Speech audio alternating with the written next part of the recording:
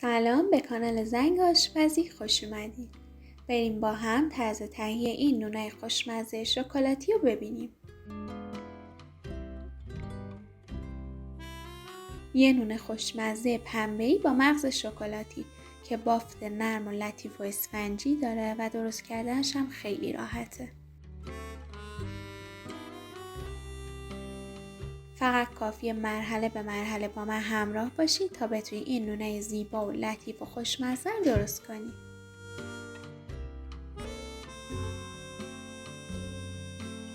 میبینید چقدر نرم و لطیفه؟ اینم از مغز شکلاتی خوشمزه‌اش.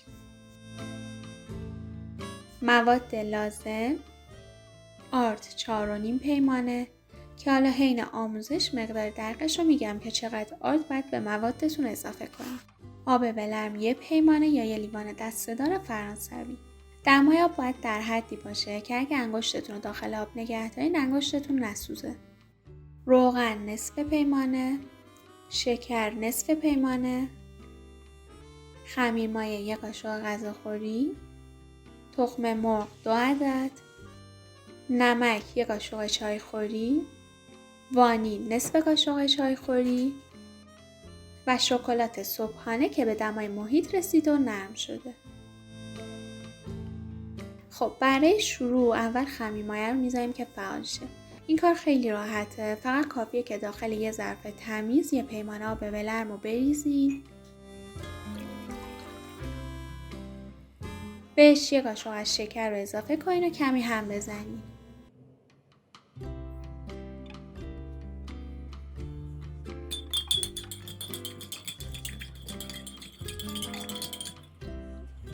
و بعد خمیرمایه رو بهش اضافه کنین و کمی هم بزنید تا خمیرمایه مرطوب شه. همین.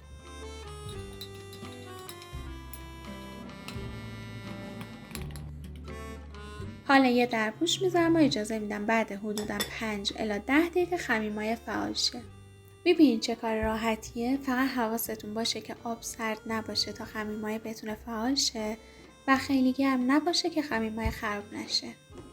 خب بعد حدوداً 5 الی 10 دقیقه خمیرمایه من به این شکل در اومده. روش یه حالت کف مانند و حباب داره. این یعنی خمیرمایه من سالم بود و الان فعال شده. حالا امکان داره خمیرمایه شما کمتر پف کنه، اما باید حالت حباب و کف رو داشته باشه حتما. میذارمش کنار و میرم سراغ مرحله بعدی.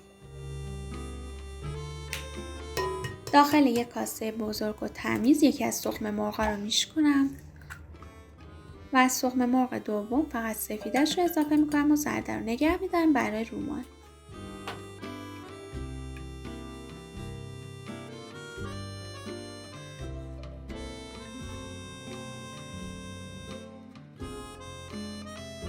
حالا بهش وانیل رو اضافه میکنم تا بوی تخم مرغ رو بگیره و با همزن دستی یا چنگال فقط کمی میذارم تا تخم مرغ از حالت لختگی در بیاد.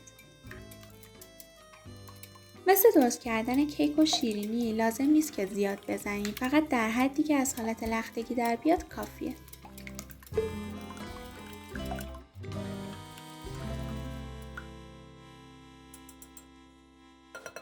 خب حالا بهش نمک رو اضافه میکنم،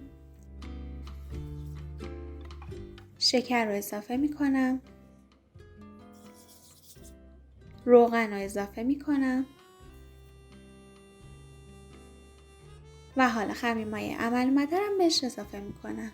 میبینین حجم خمیرمایه داره هی بیشتر میشه، یعنی کیفیت خوبی داشته خمیرمایه و دمای آب کاملا مناسب بوده.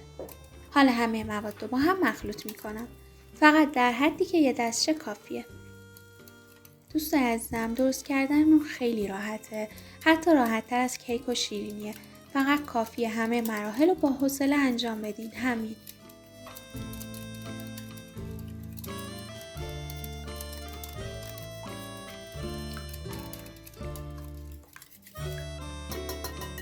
خب حالا از آردی که داشتیم یه پیمونه رو به موادم اضافه میکنم و مخلوطش میکنم.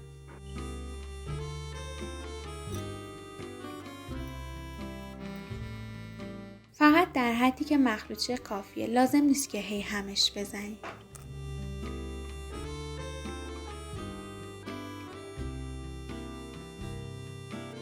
خب خب حالا پیمونه دومم اضافه میکنم و مخلوطش میکنم.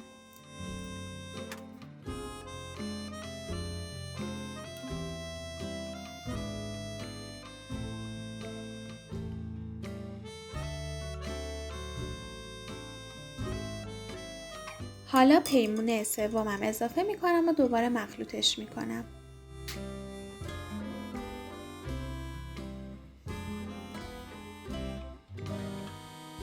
شاید الان احساس کنین که آردش زیاده، اما اگه مخلوطش کنین آرد به خورد خمیر میره.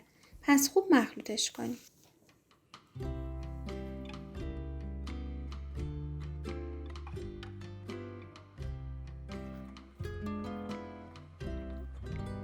خب حالا میریم سراغ پیمونه چهارم.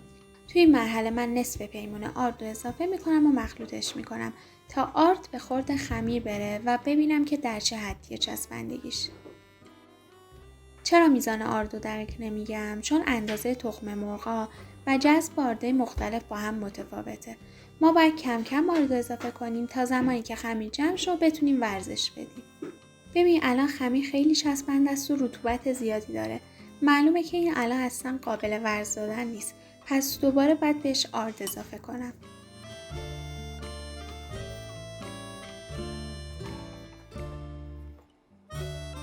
آردی که به دیوار ظرفم چسبیدن تمیز میکنم و از اینجا به بعد و دیگه با دستم شروع میکنم به مخلوط کردن و ورز دادن تا بهتر متوجه شم که خمیر در چه حدی چسبندگی داره.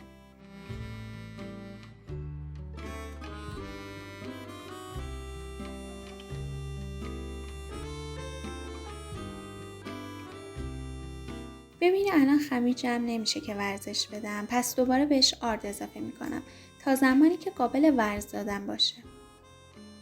فقط حواستون باشه که آرد و آخرای کار خیلی کم کم اضافه کنی تا آرد خمیرمون بیش از حد زیاد نباشه و بعد اینکه خمیر جمع شد و تونستیم ورزش بدین دیگه بهش آرد اضافه نکنی. آخرای کار من دستامم تمیز کردم تا دقیقاً ببینین که چسبندگی خمیر در چه حدیه.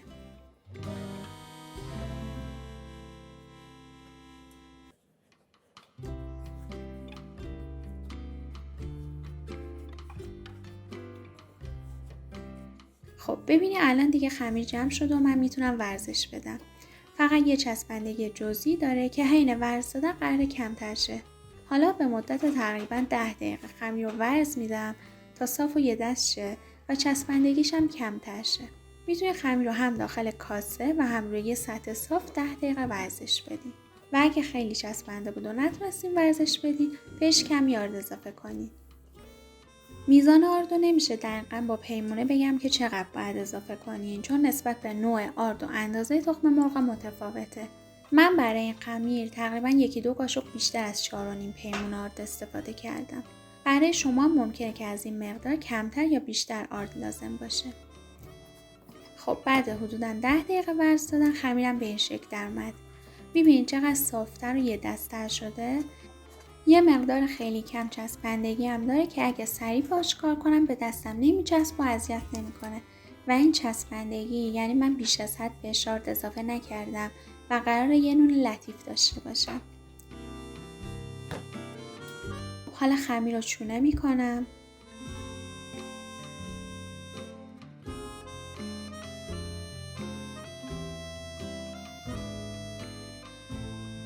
کاسه رو کمی چرب میکنم و خمیر رو میذارم داخل کاسه.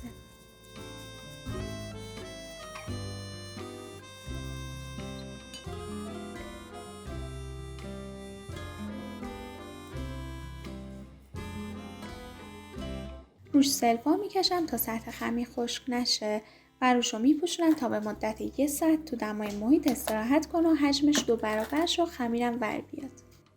اگه دمای محیطتون سرده سرعت ور اومدن خمیر کمتر میشه و بهتر که روش رو خوب بپوشونین یا بذارینش توی محیط نسبتاً گرم.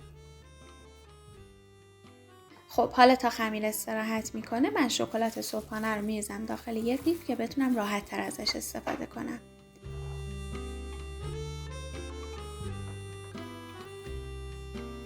اگه قیف نداشتی مشکل نداره، فقط باید شکلات به دمای محیط رسیده باشه و نرم باشه تا بتونیم بریزینش رو خمیر بعداً.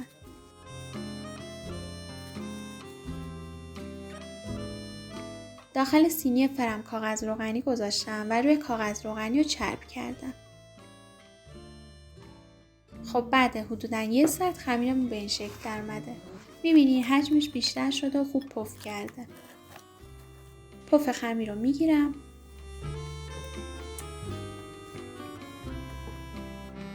و جمع میکنم و منتقل میکنم روی سطح کارم.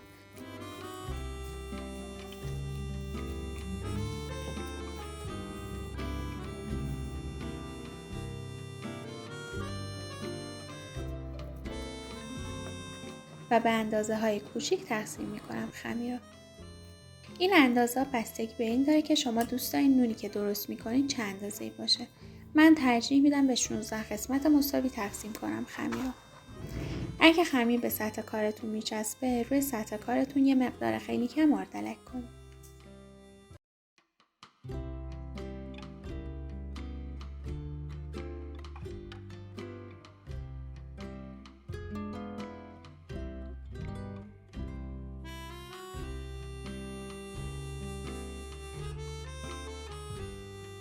خب حالا هر کدوم از قسمت ها رو چونه میکنم و میذارم کنار.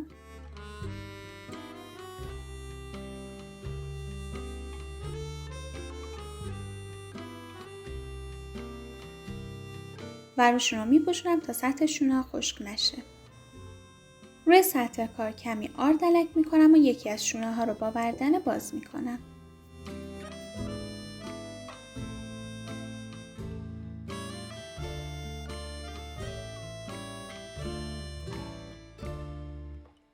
از شکلات میریزم روی خمیر و مثل تصویر خمیر رو رول میکنم.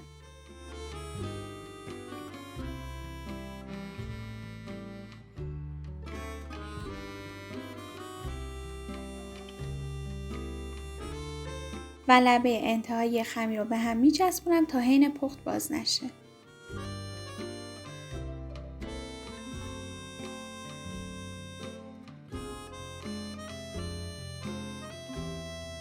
حالا میذارمش داخل سینی. اگه خمیر به وردن میچسبه، روی چونه هم یه کوچولو آردلک کنید و سعی کنید که از آرد کمی برای این کار استفاده کنید.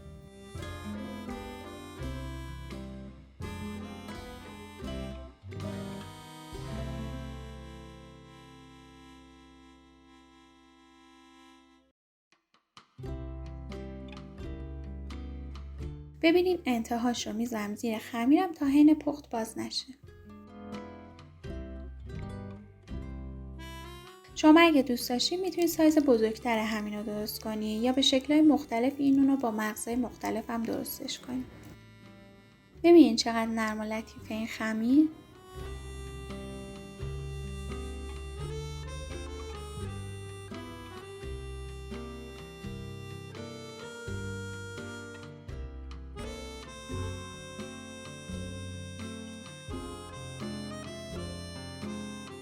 خب من همه رو با فاصله چیدم داخل سینی. اگه دوست دارین که بعد پخت اصلا به هم نچسبن، فاصله بیشتری در نظر بگیرید چون حجمشون بعد پخت بیشتر میشه. حالا روشون رو میپوشونم و اجازه میدم 30 دقیقه تو دمای محیط استراحت کنن تا حجمشون بیشتر شه.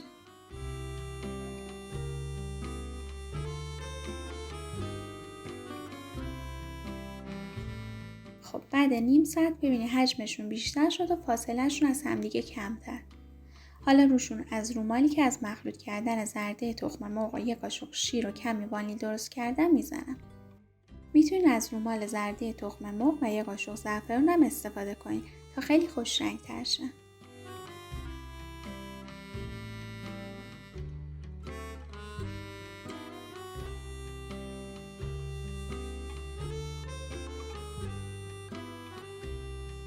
خب حالا میذارمش طبقه وسط فری که 1 ربع قبل با دمای 180 درجه سانتیگراد گذاشتم گرم شده تا به مدت 20 الی 25 دقیقه بپزه و بعد گریل رو روشن میکنم تا روی نونامونم طلایی شه.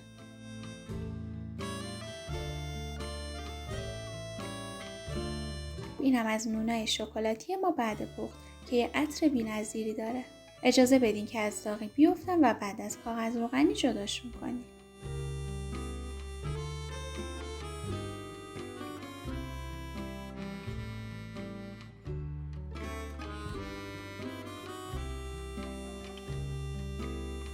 ببینید چقدر نرم و لطیفه و چقدر خوب پخته. یه بافت لطیف و پنبه‌ای با یه مغز شکلاتی خوشمزه که اگه یه بار امتحانش کنید هر روز دلتون میخواد که دوباره درستش کنید. میتونید این نونای شکلاتی خوشمزه رو برای عصرونه درست کنید و از خوردنشون لذت ببرید. هم سالمه و همین که خیلی خوشمزه و نرم و لطیفه. این نونا رو میتونید بعد پختن با شکلات تزیینشون کنید. دوستای عزیزم ممنون از همراهیتون. لطفاً اگه این ویدیو رو دوست داشتین لایکش کنین، کانالمو سابسکرایب کنین و زنگوله رو بزنین تا اگه ویدیو جدیدی گذاشتم با خبر بشین.